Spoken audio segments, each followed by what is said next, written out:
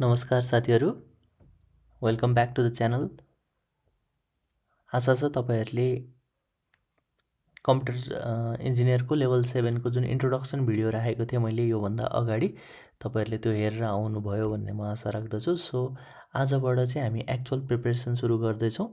हाम्रो प्रिपरेसनमा हाम्रो पहिलो टपिक भनेको चाहिँ फिजिकल जियोग्राफी अफ नेपाल भनेर छ, जुन पेपर 1 को सेक्सन एमा पर्छ, जियोग्राफी हिस्ट्री एन्ड कल्चर भन्ने क्याटेगोरीभित्र। सो यो भित्र चाहिँ हामीले अब के एजेन्डाजहरू चाहिँ हामीले कभर गर्छौँ भन्दाखेरि लोकेसन, साइज र बााउन्ड्रिजको बारेमा कुरा गर्छौँ, नेपालको फिजियोग्राफिक रिजन्सहरूको बारेमा कुरा गर्छौँ, त्यस्तै मेजर रिभर सिस्टम्सहरू के छ त नेपालमा कुन कुन हो त्यसको बारेमा कुरा गर्छौँ, क्लाइमेट्सको बारेमा, मनसुनको बारेमा कुरा गर्छौँ, हिमाल कसरी बन्छ भन्ने कुराको बारेमा कुरा गर्छौँ। त्यो भनेको प्लेट टेक्टोनिक्स बन्छ, नेपालमा लिस्ट भएको रेकग्नाइज्ड हिमालयजहरू चाहिँ कुन कुन छ, पार्क्सहरू के छ, नेसनल पार्क्सहरू, लेक्सहरू के छ र बायोडाइभर्सिटी के समेट्छ नेपालले भन्ने कुरा चाहिँ सबै हामी फिजिकल जियोग्राफी अफ नेपाल भन्ने टपिकभित्र पढ्छौँ। अब सुरु गरौँ हामी पहिलो स्लाइड। सो फर्स्टमा चाहिँ लोकेसन एन्ड बााउन्ड्रिज भनेर छ। लोकेसन एन्ड बााउन्ड्रिज अन्तर्गत चाहिँ अब नेपाल कहाँ छ, नेपाल चाहिँ वर्ल्ड म्यापमा यदि हेर्नुहुन्छ भने नेपाल साउथ एसियामा पर्छ। नेपाल साउथ एसियामा पर्छ। साउथ एसियामा पर्ने एउटा सानो देश हो नेपाल, जुन चाहिँ ल्यान्ड लक्ड छ। ल्यान्ड लक्ड भनेको चाहिँ कस्तो हो भन्दाखेरि चारैतिरबाट ल्यान्डले घेरिएको, कतैबाट पनि समुद्र टच नभएको, यसलाई चाहिँ हामी ल्यान्ड लक्ड भनेर भन्छौँ। ल्यान्ड लक्ड देश हो, जुनको नर्थमा चाहिँ हिमालयन साइडपट्टि चाहिँ चाइना छ र अरू 3टा डिरेक्सनमा चाहिँ इन्डिया पर्छ। सो अब तपाईँले यदि नेपालको कुल क्षेत्रफल हेर्नुहुन्छ भने नेपालको कुल क्षेत्रफल भनेको 1,47,516 स्क्वायर किलोमिटर हो। यो वर्ल्ड म्यापमा 93rd लार्जेस्ट कन्ट्री हो। वर्ल्ड म्यापमा यदि हेरिन्छ भने नेपालको टोटल लेन्थ भनेको 885 किलोमिटर छ। अब टोटल मेचीदेखि महाकालीसम्म भनौँ।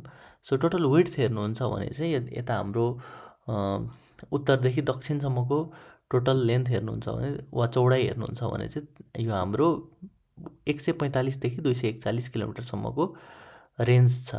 अब कहिलेकाहीँ एभरेज विड्थ चाहिँ कति हो त नेपालको भनेर पनि सोधिन सक्छ। त्यस्तो केसमा चाहिँ तपाईँले यदि यो दुईवटा सम्झिनुभयो भने 145 प्लस 241 डिभाइड बाई 2 गर्नुभयो भने यसको एभरेज आउँछ, जुन भनेको चाहिँ 193 किलोमिटर हो। सो एभरेज विड्थ भनेर आयो भने 193 किलोमिटर। टोटल बोर्डर नेपालको नियरली 2869 किलोमिटर छ। यो भनेको चाहिँ हाम्रो फिजिकल मेजर्सहरू भयो, बााउन्ड्रिजहरूको कुरा भयो। त्यस्तै अब बााउन्ड्रिजमा चाहिँ कुन कुन कन्ट्रीले टच गरेको छ त नेपाललाई। नर्थमा चाइनाले टच गरेको छ हिमालयन साइडपट्टि, त्यस्तै इस्टमा इन्डिया, साउथमा इन्डिया र वेस्टमा इन्डियाले नै टच गरेको छ, इन्डियाले नै बोर्डर गरेको छ नेपाललाई। अब नर्थमा चाइना, जुन चाहिँ हिमालयन साइडपट्टि भनेर यहाँ मेन्सन गरिदिएको छु मैले। त्यस्तै इस्टमा चाहिँ इन्डिया मेची रिभर, पूर्वतिर मेची रिभर छोइएको छ इन्डियासँग। यता हाम्रो दक्षिण एरियापट्टि सबै तराईको फाँटहरू भयो। अनि त्यस्तै हाम्रो पश्चिमतिर भनेको चाहिँ महाकाली रिभर छोइएको छ इन्डियासँग। सो यो चाहिँ भयो नेपालको टोटल लोकेसन र बााउन्ड्रिजको कुरा। अब हामी जान्छौँ नेपालको जियोग्राफिक रिजन्सहरूको बारेमा, जुन चाहिँ एल्टिट्युड, कति एरिया, कति पपुलेसन बस्छ र त्यहाँको स्पेसियालिटी के हो भन्ने कुरा चाहिँ हामी अब यो जियोग्राफिक रिजन्स अन्तर्गत पढ्छौँ। अब नेपाल सानो देश भए पनि एल्टिट्युडको भेरिएसन हेर्नुहुन्छ भने चाहिँ एकदम धेरै छ। अब जस्तै दक्षिण तराईमा 60 मिटरदेखि चाहिँ अब भनौँ न उत्तरमा 8848.86 वा 8849 मिटर, जुन चाहिँ माउन्ट एभरेस्टको टोटल एल्टिट्युड हो, टोटल हाइट हो। सो 60 मिटरदेखि 8848.86 यो एल्टिट्युड रेन्ज चाहिँ नेपाल जस्तो सानो कन्ट्रीमा पनि, सानो जियोग्राफिक स्ट्रक्चर भएको कन्ट्रीमा पनि यति धेरै भेरिएसन्स चाहिँ हामीले भेट्न सक्छौँ। सो तराई रिजनको एल्टिट्युड करिब 60 देखि 300 मिटर छ। यो भनेको चाहिँ यसको टोटल क्षेत्रफल भनेको चाहिँ लगभग यसले नेपालको total 17% of the land area cover गर्छ।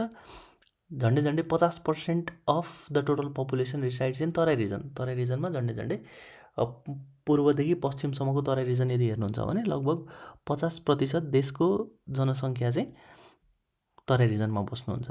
र तराई रिजनलाई चाहिँ ग्रेनरी अफ नेपाल भनेर पनि भनिन्छ। किन भन्दा सबभन्दा एग्रिकल्चरको लागि फर्टाइल ल्यान्डहरू, इभन फरेस्टहरू चाहिँ धेरै तराईमा छ। त्यही भएर यसलाई चाहिँ हामीले ग्रेनरी अफ नेपाल भनेर पनि भन्छौँ। त्यस्तै अर्को भनेको शिवालिक वा चुरे रेन्ज भनेर छ। यो चाहिँ 300 मिटरदेखि 1500 मिटरसम्मको एल्टिट्युड रेन्जमा पर्ने गर्दछ। So 13% of the total land area, 4% of total population यसभित्र पर्छ। त्यस्तै मिडल हिल्स भनेर छ। 1500 मिडल हिल्स भनेको चाहिँ यदि तपाईँहरू अहिले काठमाडौँमा हुनुहुन्छ वा तपाईँहरू अहिले भनौँ न पोखरामा हुनुहुन्छ, यस्तो कुनै तपाईँ मिड हिल्ली रिजनमा हुनुहुन्छ भने चाहिँ यो तपाईँ अहिले मिडल हिल्समा हुनुहुन्छ। सो 1500 मिटरदेखि 2700 मिटरसम्मको एल्टिट्युड रेन्जभित्र बसिराख्नु भएको छ। यसमा चाहिँ यसले चाहिँ टोटल नेपालको 30% अफ द ल्यान्ड कभर गर्छ, 30% अफ द सर्फेस एरिया चाहिँ कभर गर्छ। त्यस्तै पपुलेसन झन्डै 44% of the country's population lives in middle regions, middle hilly regions. र यो चाहिँ अब काठमाडौँ भ्याली, पोखरा अनि तपाईँको धादिङ यस्तै डिस्ट्रिक्ट्सहरू चाहिँ यस अन्तर्गत पर्छ। त्यस्तै छ अर्को high Himalaya. High Himalaya range भनेको चाहिँ नेपाललाई अब भनौँ न वर्ल्डमा चिनाउने रेन्ज हो। यो चाहिँ 4000 देखि 8848.86 और 8849 मिटरको रेन्ज भएको एरिया हो, जुनले चाहिँ नेपालको टोटल 25% एरिया कभर गर्छ र झन्डै 7% of the total population lives in high Himalaya. अब यसमा नेपालको 8वटा हाइएस्ट पिक्स चाहिँ, जुन वर्ल्डको टप 14 हाइएस्ट पिक्स छ त्यसको 8वटा वर्ल्ड्स हाइएस्ट पिक चाहिँ यही रेन्जमा पर्ने गर्दछ। सो यसको बारेमा हामी नेक्स्ट स्लाइडमा पढ्ने नै छौँ। त्यस्तै छ एउटा ट्रान्स हिमालय भनेर। यो भनेको चाहिँ 3000 देखि 5000 मिटरको एल्टिट्युड रेन्जमा पर्छ, जुनले चाहिँ total 15% of the population 15% of the area cover गर्छ र टोटल 2% जति चाहिँ हाम्रो पपुलेसन यसमा रिसाइड गर्नुहुन्छ। सो यो चाहिँ एउटा कोल्ड डिजर्ट जस्तो हो, जुनमा चाहिँ एकदम कम रेनफल हुन्छ, अलिकति स्नोफल हुने ठाउँ हो, रेनफल एकदम कम हुने ठाउँ हो। सो तिब्बतन रेन्जमा टच भएको रिजन भनेको चाहिँ ट्रान्स हिमालय रिजन हो। अब तपाईँलाई यो सँगसँगै लोकसेवाको लागि तपाईँले प्रिपेयर गर्दाखेरि इनर तराई आउटर तराई भनेको के हो, इनर तराईमा कुन कुन तराईको रिजन्सहरू पर्छ, कुन कुन तराईको जिल्लाहरू पर्छ, डिस्ट्रिक्ट्सहरू पर्छ भन्ने कुरा चाहिँ तपाईँले यसभित्र पढ्नु होला। सो जस्तै तपाईँलाई मैले अहिले भर्खरै चितवन चाहिँ कुनमा पर्छ, इनर तराई आउटर तराई भनेर सोध्यो भने तपाईँले इनर तराईभित्र चितवन पर्छ कि पर्दैन त्यो कुरा चाहिँ तपाईँहरूले सरर एकचोटि रिसर्च गर्नु होला। अब मुभ हौँ नेक्स्ट स्लाइडमा। अब नेक्स्ट स्लाइडमा हामीले पढ्ने भनेको एउटा भवर जोन, जुन अघि तपाईँले शिवालिक रेन्ज वा चुरे रेन्जमा हेर्नुभयो होला, यहाँ भवर जोन भनेर मेन्सन छ। सो यो भवर जोन भनेको के हो, त्यस्तै अब हाम्रो वर्ल्डको टप 14 मध्ये पर्ने 8वटा माउन्टेन पिक्सहरूको बारेमा चाहिँ हामीले यसमा पढ्छौँ। सो भवर जोन भनेको चाहिँ के हो त, फर्स्टमा यो शिवालिक र तराईको बिचको ग्राभली सोइल हो वा ग्राभली बेल्ट हो भनेर बुझ्नु पऱ्यो। यहाँ नदीहरूको पानी ढुङ्गाको बिचबाट जुन तल जान्छ त्यो रेन्जलाई चाहिँ हामीले भवर जोन भनेर भन्छौँ। त्यो एमसिक्यूमा चाहिँ यदि तपाईँलाई सोध्यो रिभर्स डिसेपियर्स अन्डरग्राउन्ड, विच रिभर्सहरू चाहिँ अन्डरग्राउन्डबाटै डिसेपियर भएर गए जस्तो देखिने, त्यो चाहिँ कुन रिजनमा पर्छ, भवर जोनमा पर्छ कि ट्रान्स हिमालयमा पर्छ कि वा फर्टाइलमा पर्छ, फर्टाइल ल्यान्ड अन्तर्गत तराईको कुनै एउटा रिजनको इक्जाम्पल दियो भने त्यति बेला चाहिँ तपाईँले त्यस्तो सर्भिसलाई चाहिँ भवर जोन भनेर भनिन्छ भनेर बुझ्नु पऱ्यो।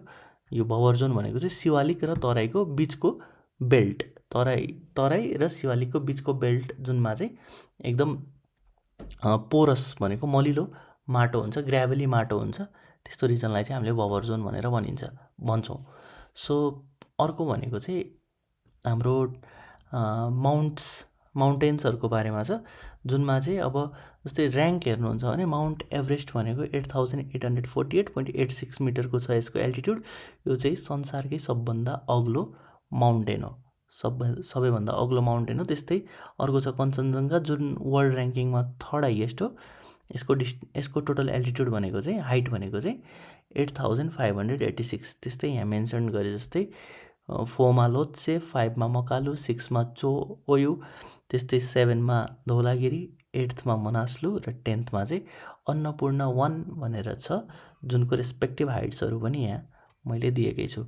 सो यो याद गर्नको लागि चाहिँ तपाईँले अब निमोनिक बनाउन सक्नुहुन्छ। जस्तै मैले चाहिँ यहाँ एउटा निमोनिक राखिदिएको छु, every kind lad makes chocolate during monsoon afternoons भनेर। जस्तै सबै वर्डको तपाईँले फर्स्ट अक्षर हेर्नुभयो भने ई भनेको जस्तै सम्झिन तपाईँलाई एभरेस्ट, कञ्चनजङ्घा, लोत्से, मकालु भनेर सम्झिनुभन्दा यस्तो निमोनिक्सहरू बनाएर पनि तपाईँले सायद बच्चादेखि पढ्दै नै आउनुभएको होला। यस्तो सर्टकट्सहरू बनाएर every kind lad makes chocolate during monsoon afternoons भनेर राखिदिएको छु, जुनमा चाहिँ एभ्रीको ई भनेको चाहिँ एभरेस्ट, के कञ्चनजङ्घा, लोत्से, मकालु भनेर छ। सो यसरी नै तपाईँले आफैले एउटा कुनै सर्टकट यही फलो गर्नुपर्छ भन्ने छैन। तपाईँले आफैले कुनै एउटा सर्टकट जस्तो बनाउनु भयो भने तपाईँले रेन्ज र यसको हाइट चाहिँ सम्झिन सक्नुहुन्छ। Let's move on to the next slide, जुनमा चाहिँ मेजर रिभर सिस्टम्सहरूको बारेमा छ। अब नेपालको प्रायः जस्तो सबै नदीहरू चाहिँ, प्रमुख नदीहरू चाहिँ नर्थबाट साउथमा फ्लो हुन्छन् र त्यसलाई पनि अब 3वटा मेजर रिभर सिस्टम्सहरू छ नेपालमा, जुनको बारेमा चाहिँ हामी यहाँ हेर्न गइरहेका छौँ। सो पहिलो भनेको कर्णाली, यो नेपालको सबैभन्दा लामो नदी हो। सो यो चाहिँ लङ्गेस्ट रिभर अफ नेपाल हो, जुन चाहिँ अराउन्ड 507 किलोमिटरको छ, झन्डै 507 किलोमिटरको सबैभन्दा लामो नदी कर्णाली। त्यस्तै गण्डकी छ, गण्डकी भनेको चाहिँ सबैभन्दा डिपेस्ट, सबभन्दा गहिरो नदी भनेर चिनिन्छ, सबैभन्दा गहिरो नदी। सो यसको चाहिँ तपाईँले हेर्नुभयो भने डिपेस्ट जर्जन अर्थ भनेर छ। सो सबैभन्दा गहिरो नदी, डिपेस्ट रिभर इन नेपाल भनेको गण्डकी। त्यस्तै सबभन्दा ठुलो नदी, सबैभन्दा ठुलो नदी भनेको चाहिँ कोशी हो, सप्तकोशी। सो 7वटा रिभरको मिश्रणबाट बनेको नदी हाम्रो कोशी हो। यो चाहिँ लार्जेस्ट बेसिन भनेर वा सबैभन्दा ठुलो नदी भनेर चिनिन्छ। कर्णाली सबैभन्दा लामो नदी, सबैभन्दा गहिरो नदी भनेर गण्डकी र सबैभन्दा ठुलो नदी भनेर कोशी। सो सप्तकोशी 7वटा मिलेर बनेको रिभर। यसको चाहिँ कुन कुन छ भनेर पनि यहाँ मेन्सन गरिदिएको छु, सुनकोशी, अरुण, तामोर, दुधकोशी, इन्द्रावती, लिखु, तामाकोशी। सो यो कुराहरू चाहिँ तपाईँहरूले पढ्नु होला। सो यो म नोट्स पनि अट्याच गरिदिन्छु यो डिस्क्रिप्सनमा, डाउनलोड गरेर पढ्नु होला। सो नेक्स्ट छ क्लाइमेट एन्ड हिमालयज। नेपालमा ट्रपिकल क्लाइमेटदेखि लिएर आर्टिक क्लाइमेटसम्म पाइन्छ। यसको मुख्य कारण भनेको चाहिँ हामीले अगाडि पढे जस्तै एल्टिट्युड हो। सो ट्रपिकल क्लाइमेटदेखि आर्टिक क्लाइमेटसम्म हुनुको मेन रिजन भनेकै एल्टिट्युड भेरिएसन धेरै छ। 60 मिटरदेखि 8848 मिटरसम्मको एल्टिट्युड भेरिएसन छ। सो त्यसले गर्दाखेरि चाहिँ धेरै नै क्लाइमेट चेन्जहरू हामीले महसुस गर्न सक्छौँ when we move from north to south or south to north. हामी बिहान यदि नर्थदेखि यदि हामी साउथसम्म ट्राभल गऱ्यौँ भने हामीले गर्मी, चिसो र माइल्ड टेम्परेचर सबै अनुभव गर्न सक्छौँ। सो अब मनसुन नेपालको मेन के भन्छ यसलाई, रेनफलको सोर्स हो। मनसुन चाहिँ नेपालको रेनफलको सोर्स भनेकै मनसुन हो, जुन 80% अफ द रेनफल चाहिँ मनसुनमा हुन्छ, जुनदेखि सेप्टेम्बर।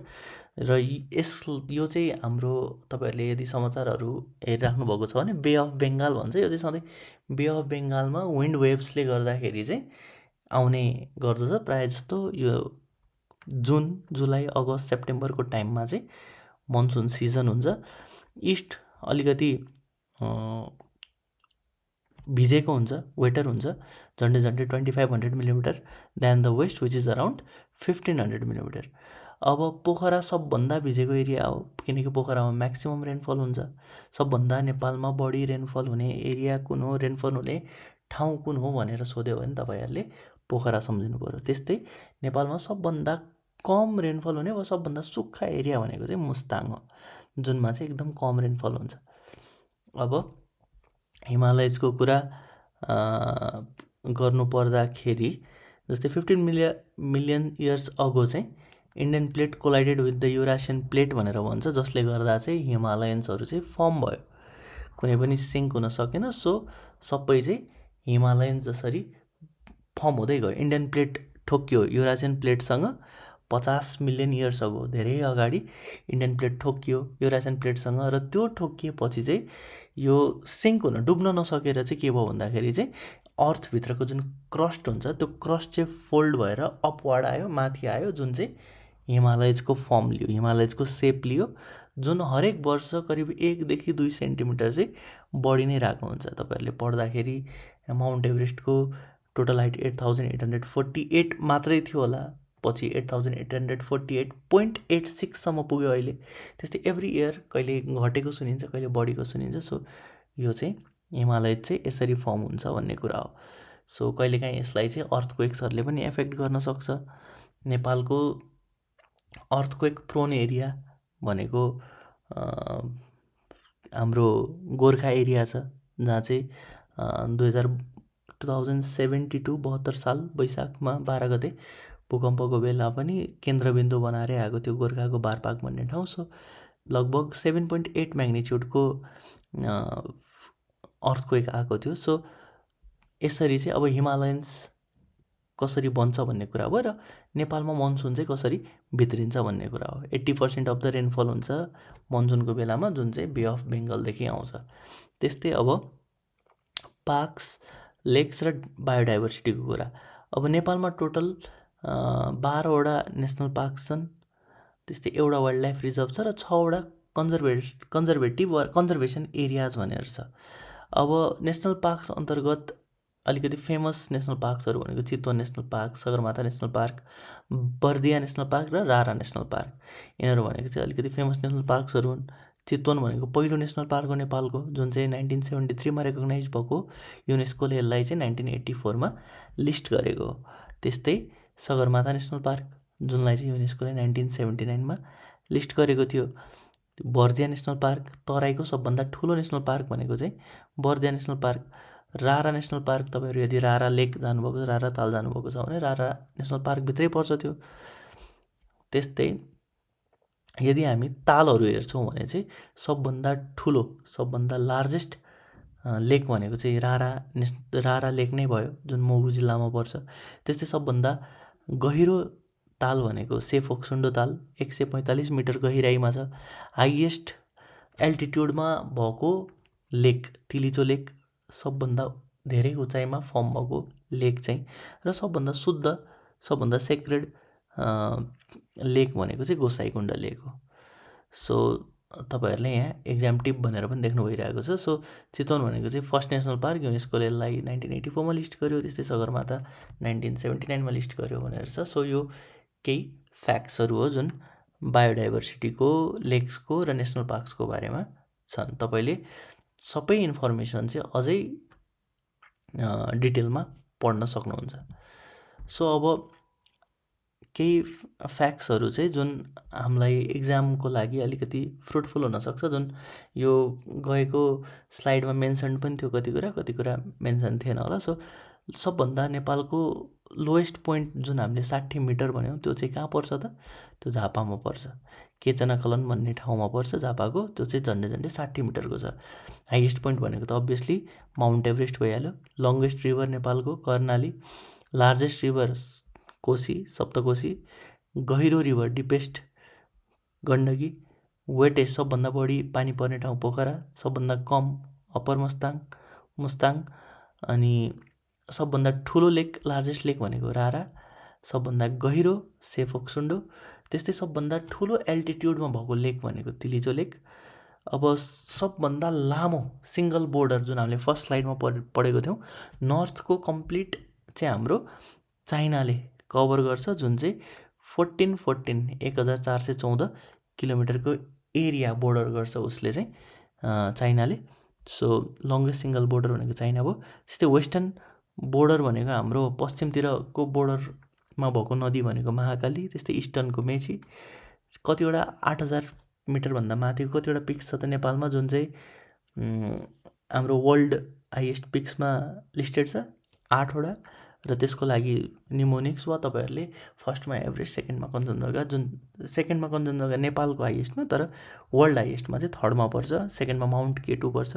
सो यो चाहिँ तपाईँहरूले पढ्न सक्नुहुन्छ। फर्स्ट नेसनल पार्क चितवन, बोर्डरको टोटल बोर्डरमा टच भएको लेन्थ भनेको चाहिँ 2869 किलोमिटर जति छ। र नेपालको प्लेट चाहिँ कसरी बन्यो त, नेपालको यो हिमालयन रेन्जहरू चाहिँ कसरी बन्यो भन्दाखेरि इन्डियन र युरासियन प्लेट्सहरू ठोकिएर त्यहाँको क्रस्ट चाहिँ बाहिर निस्किँदै एउटा हिमालयन रेन्ज, हिमालयन को सेप लियो, जुन चाहिँ एभ्री इयर अराउन्ड 1 to 2 सेन्टिमिटरले बढ्दै जान्छ। सो हाम्रो कभर गर्नुपर्ने most of the topics physical geography अन्तर्गत यही नै हो। यो नै म तपाईँहरूलाई कम्प्लिट लिस्ट हो भनेर भन्दिनँ, योभन्दा पनि धेरै कुराहरू तपाईँहरूले कभर गर्न सक्नुहुन्छ। तर जुन MCQsको प्याटर्नहरू छ, जुन पास्ट क्वेसन्सहरू छ, त्यो अनुसार हेर्दाखेरि धेरै कुराहरू चाहिँ यसमा अलरेडी परिसकेको हुन्छ। सो यो च्याप्टरबाट MCQमा धेरै क्वेसन आउने सम्भावना हुन्छ। त्यसैले फ्याक्ट्सहरू चाहिँ तपाईँहरू एकचोटि आफैले पनि रिभाइज गर्नु, यहाँ भएको फ्याक्ट्सहरू पढ्नु, र आफूले पनि योभन्दा एडिसनल केही फ्याक्ट्सहरू चाहिँ रिसर्च गर्नु होला। सो अब हाम्रो नेक्स्ट भिडियो भनेको चाहिँ socio cultural geography and demography of Nepal भन्ने हुन्छ। त्यसको चाहिँ हामीले सेपरेट भिडियो बनाउँछौँ। त्यहाँ नेपालको पपुलेसन, नेपालको एथनिसिटी, नेपालमा बोलिने ल्याङ्ग्वेजेसहरू, रिलिजन, नेपालको लिट्रेसी रेट, नेपालमा सेन्सस कहिले कहिले हुन्छ, सेन्ससको रेकर्ड के हो, डेमोग्राफिक इन्डिकेटर्सहरू डिटेलमा बुझ्नेछौँ।